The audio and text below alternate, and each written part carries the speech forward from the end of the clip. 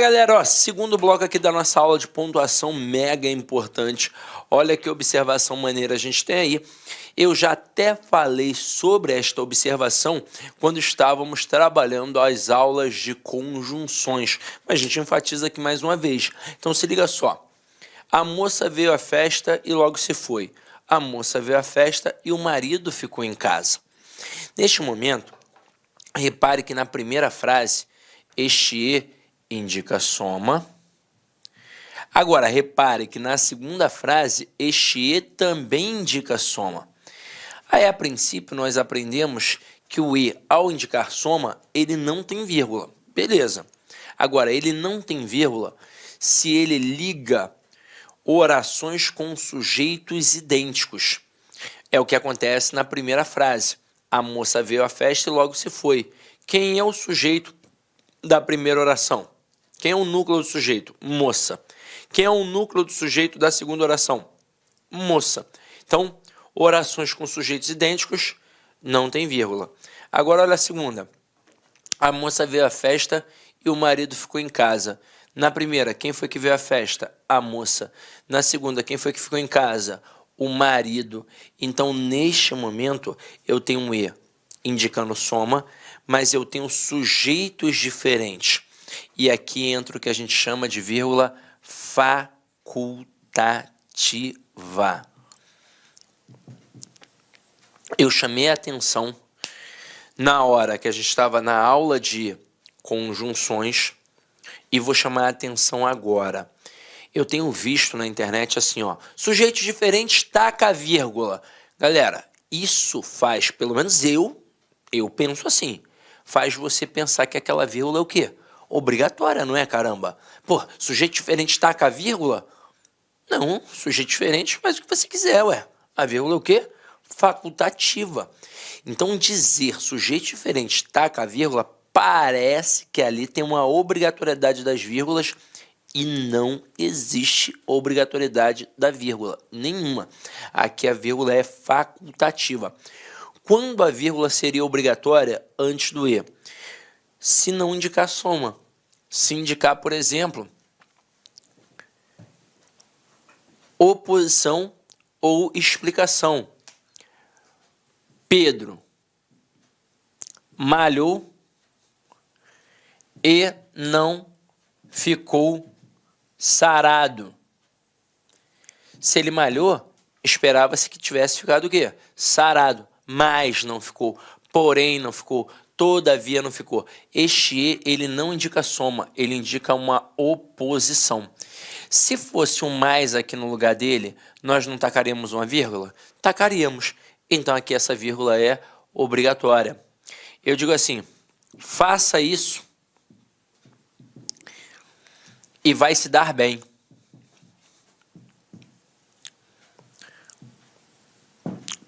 Não tem aqui um modo imperativo? Esta outra estrutura não está servindo para explicar? Então este e, perdão, ele tem valor explicativo.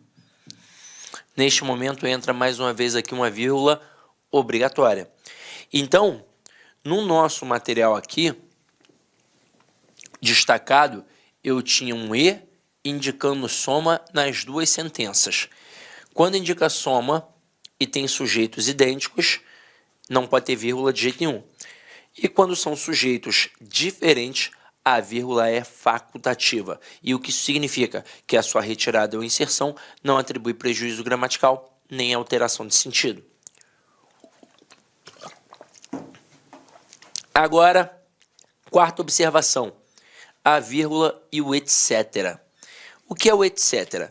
O etc, na verdade, é uma abreviação latina de etc ou etc. Tanto faz, até porque o latim se ramifica. Na verdade, essa expressão significa entre outros. Só que na prática mesmo, significa e outros. E outros. E outros. Então, quando a gente faz um módulo de redação discursiva, a gente pede para o aluno não colocar o etc. no texto dele. Exatamente porque a gente o tempo todo pede para não fazer abreviação no texto. Então, se eu não posso fazer abreviação no meu texto, o que eu não posso colocar? O etc. porque é uma abreviação. Mas caramba, o etc. é uma abreviação latina. Não importa, caramba. Se eu peço para não fazer abreviação, eu não vou fazer abreviação. Aí eu peço para o meu aluno, na hora que der vontade de colocar o etc., colocar entre outros, entre outras, porque aí sim ele vai mostrar que tem mais coisas. Mas também não dá para usar esmo. Por exemplo, fui à feira, comprei banana, melancia, abacate e pronto, só comprei isso. Aí eu vou botar que eu comprei banana, melancia, abacate e etc. Comprei banana, melancia, abacate, entre outras frutas. Não, eu só comprei aquilo, caramba. Então não cabe o etc. nenhum entre outras. Agora, se eu comprei mais frutas, aí a pessoa, por isso, coloca o etc., mas aí eu peço para tirar o etc. e colocar entre outras frutas. Só que, na verdade, a expressão etc. significa e outras. É como se eu dissesse assim, pintamos paredes, tetos, pisos e outras coisas, e outros elementos. Então, o etc. ele já tem o e. E se ele já tem o e, eu não boto a vírgula. Não coloco. Agora, esse etc. não vale lá na dissertação do concurso público, mas ele vale em qualquer outro local. Ah, vou fazer meu TCC. Caramba, ele vale, ele pode. Então ele vai entrar. Agora, não coloque vírgula antes dele. Mas muito cuidado. Porque se você pegar a gramática, por exemplo, pode pegar a gramática do Celso Cunha, do Bechara, do Rocha Lima, do Manuel Pinto Ribeiro, do Said Ali, de vários outros, e você vai observar que ele ensina que não é para colocar vírgula, mas lá vem vírgula, antes de vários exemplos que ele sai dando. Você pode ter certeza que lá na gramática do Bechara, não foi o coitado do Bechara que botou a vírgula, foi o editor. Na hora que foi fazer a edição, o editor olhou assim, e caraca, tá faltando a vírgula. Pá! É um hábito. O cara tem o hábito de colocar a vírgula antes do etc. Mas antes do etc, ó, não cabe o quê? Vírgula. E na prova do concurso, Sidney? Ora, vale o que o gramático está explicando. Não tem vírgula. Se eu colocar uma vírgula ali, eu tenho um prejuízo gramatical. E pronto, acabou. Agora, continuando. Vírgula e o quê? Vamos lá. Vamos olhar os exemplos. Essas duas primeiras frases. Todos viram que a água acabou e o professor pediu que todos fizessem silêncio. Reparem que este que nas duas construções é o que a gente chama de conjunção integrante. Tanto que dá para pegar toda a oração a qual que encabeça aqui, ó, e substituir pela palavra isso. Dá para dizer, todos viram isso. Dá para dizer, o professor pediu isso. E aí, neste momento, eu mato que aqui eu estou diante de uma oração subordinada, substantiva, encabeçada pela conjunção integrante.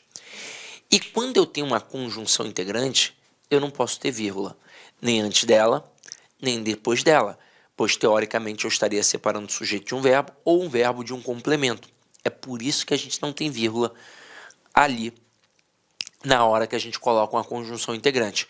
E isso vale para muitas expressões. Eu antigamente corrigia muita redação e eu via muito aluno fazendo assim, ó, cabe salientar que, vírgula. É importante frisar que, vírgula. Galera, este aqui é uma conjunção integrante, ó. Cabe salientar isso. É importante frisar isso. Então, não cabe a vírgulazinha ali, tá? Então, ó, eu não posso colocar vírgula nem antes da conjunção integrante, nem depois da conjunção integrante. A não ser que apareça uma estrutura intercalada. Por exemplo, todos viram que, vírgula, na semana passada, vírgula, a água acabou. Aí vale. Aí eu consigo. O professor pediu que, vírgula, na aula passada, vírgula, todos fizessem silêncio. Aí pode. Então, eu posso colocar somente se aparecer uma estrutura intercalada. E, ó, 2 vírgulas, até, ó, para isolar a estrutura intercalada. Se não for o caso, uma vírgulazinha só aqui, ó, não pode de jeito nenhum. E aí, continuando. Restrição. Os alunos que foram aprovados não farão prova final. Galera, aqui eu não coloco a vírgula com a intenção semântica. Pá, intenção semântica. Neste momento, observe que este que é um pronome relativo e que está fazendo referência ao termo anterior, alunos. Inclusive, nós vimos isso na aula, aliás, se você ainda não viu, você vai ver na aula de orações subordinadas. Quando o pronome relativo faz referência a uma estrutura plural, ela pega um conjunto de vários elementos e restringe, pega alguns desse conjunto. Então, quando eu digo os alunos que foram aprovados não farão prova final, significa que apenas alguns foram aprovados. Consequentemente, apenas estes alguns que foram aprovados não farão prova final. Logo, significa que tem aluno que não foi aprovado ainda e, consequentemente, fará o quê? A prova final. Mas isso é uma ideia de restrição. Quando é que isso surge? Quando o que é um pronome relativo e encabeça o que a gente chama de oração subordinada adjetiva. Nos exemplos com que conjunção integrante, nós tínhamos orações subordinadas substantivas. Se a gente fosse até dar a função sintática, quem vê, vê alguma coisa, quem pede, pede alguma coisa. Seriam orações subordinadas substantivas objetivas diretas, as duas. Agora aqui, se for encabeçado por um pronome relativo, eu tenho uma oração subordinada adjetiva. Se não tem vírgula, é uma oração subordinada adjetiva restritiva, que exatamente tem esse valor de restrição, de limitação, de afunilamento. Agora, e quando vem a explicação ou generalização? Os alunos que foram aprovados não farão prova final. Neste momento, observem que eu coloquei a estrutura entre vírgulas. Toda estrutura entre vírgulas, na língua portuguesa, pode ser, ó, pá, retirada. Então, a estrutura explicativa entre vírgulas, ela pode ser retirada. Isso mostra que agora a oração principal sozinha faz sentido. O que antes não fazia, ó. Os alunos não farão prova final. Que alunos? Seria mais ou menos assim, que alunos? Ah, os que foram aprovados. Ah, porque tem aluno aqui, ó, que não foi aprovado não, hein? Agora, os alunos não farão prova final. Porra, que maneiro. Ou seja, significa que todos os alunos passaram. Então aqui, quando eu coloco os alunos, vírgula, que foram aprovados, vírgula, não farão prova final, eu mostro que todos os alunos foram aprovados. Consequentemente, todos não farão a prova final. Isso mostra que não tem aluno reprovado e, consequentemente, também não terá aluno fazendo prova final. Aí, nesse momento, o que eu tenho aqui? Este que é um pronome relativo. Está fazendo referência ao termo anterior, alunos, pois quem foi aprovado? Os alunos. Então, eu tenho uma oração subordinada adjetiva explicativa. Semanticamente, é muito diferente? Absurdamente diferente. Então, restrição é uma coisa, explicação é outra. Se eu retiro ou insiro as vírgulas, eu mudo alguma coisa? Mudo o valor semântico. Prejuízo gramatical não tem de jeito nenhum. O que existe aqui é uma alteração de sentido. Pode ver que as bancas, quando cobram que a retirada da vírgula vai atribuir alguma alteração de sentido, pode ter quase certeza, em totalidade quase, ele está trabalhando ali com orações subordinadas adjetivas. E aí você tem que saber que sem a vírgula é uma ideia de restrição e com as vírgulas é uma ideia de explicação. E se porventura perguntarem a função sintática destas orações, não importa se é adjetiva restritiva ou adjetiva explicativa. A função sintática de uma oração subordinada adjetiva, seja ela restritiva ou explicativa, sempre será a função de adjunto adnominal.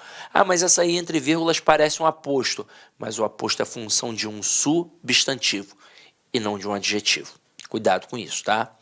Aqui no final, a Terra que gira em torno do Sol é o terceiro planeta do Sistema Solar. Há controvérsias, né?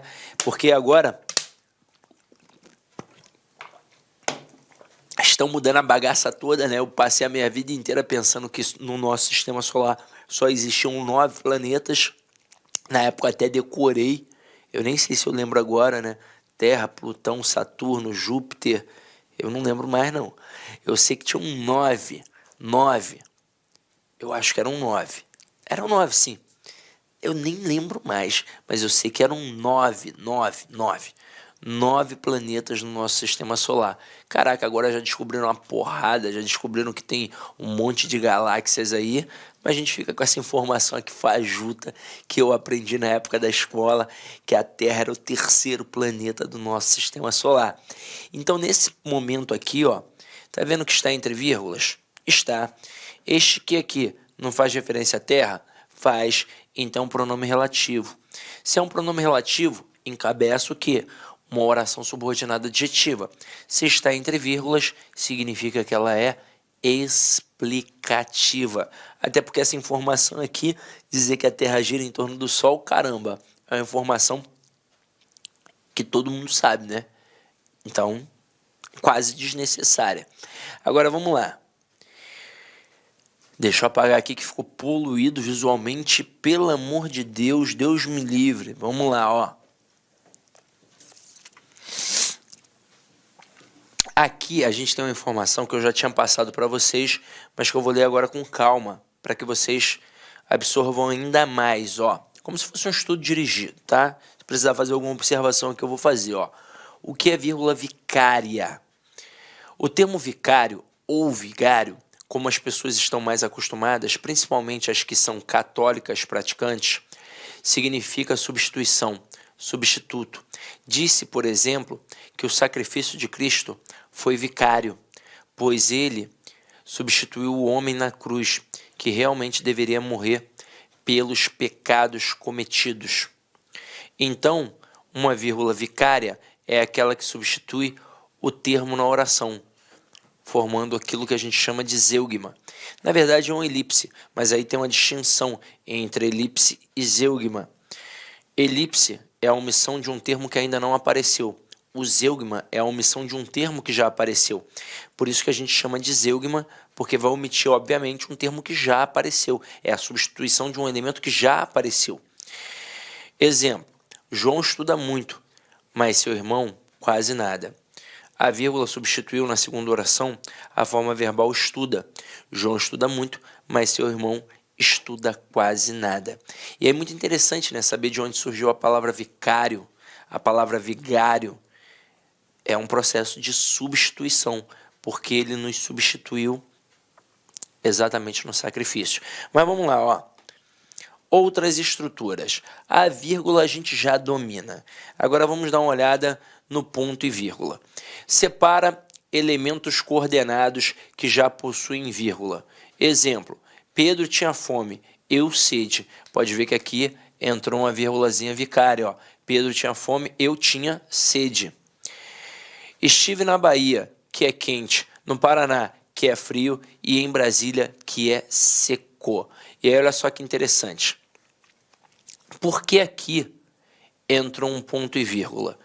Eu não poderia ter uma outra vírgula aqui, porque aí eu confundiria a estrutura, ficaria muito estranha. Eu poderia aqui ter um ponto. Pedro tinha fome, ponto. Eu, vírgula, sede. Aí poderia. Então eu poderia substituir esse ponto e vírgula por um ponto? Poderia. Mas eu jamais poderia aqui substituir esse ponto e vírgula por uma vírgula. Não daria. Agora, estive na Bahia, vírgula, que é quente. Quem é quente? A Bahia. Então reparem que essa estrutura que é quente aqui é uma estrutura explicativa. explicativa em relação... Olá, meus amigos, minhas amigas, sou o professor Lac. Inicialmente eu quero pedir licença aos seus estudos, mas essa videoaula do YouTube é uma videoaula demonstrativa, é uma videoaula demonstrativa. Para quê? Para que você conheça os nossos professores, para que você conheça os nossos cursos aqui da Lá Concurso. A Lá Concurso é uma empresa matogrossense, uma escola cuiabana, prepara você para concursos públicos aqui do estado do Mato Grosso e também do Brasil todo. Mas nós somos especialistas em concursos aqui do nosso querido estado do Mato Grosso. Até porque que nós somos uma empresa cuiabana. E claro que nós aqui da Lá Concurso, nós preparamos aí um rol de cursos online específicos para o concurso da Prefeitura de Itiquira. Específico, você vai encontrar somente aqui na Lá Concurso. E papo reto, garanto para você, se você estudar, né, com bastante dedicação, com determinação, cumprir todas as nossas orientações pedagógicas, garanto para você que você ficará muito competitivo para o concurso de Itiquira. Então vem comigo, edital publicado, nossos cursos a partir de 10 parcelas de R$ 25,00, acesso imediato, porque as nossas videoaulas, grande parte delas já estão gravadas, já estão disponíveis na área do aluno. A banca é a Universidade Federal de Goiás. As inscrições vão do dia 6/9 até o dia 5/10 e a data da prova no dia 23/10 de 2022. Professor, rapidamente, quais são os nossos cursos? Preste atenção, tá? Preste atenção, aqui ainda faltou o técnico em enfermagem, tá? Temos aqui nível superior, conhecimentos comuns 10 de 25, analista administrativo 10 de 35, analista jurídico 10 de 35, auditor de controle interno 10 de 35, contador 10 de 35, enfermeiro 10 de 35, faltou aqui, tá, o técnico de enfermagem também que é 10 de 35, professor conhecimentos comuns, área pedagógica, nível médio e técnico de informática, 10 de R$30 aqui. Então, esses são os nossos cursos online. Cara, gostou? Quer continuar assistindo essa videoaula? Quer ver melhor? Vem fazer o nosso curso completo aqui da Lá Concurso por apenas esse investimento. Cara, não tem como ficar de fora. Vem estudar conosco aqui na Lá Concurso.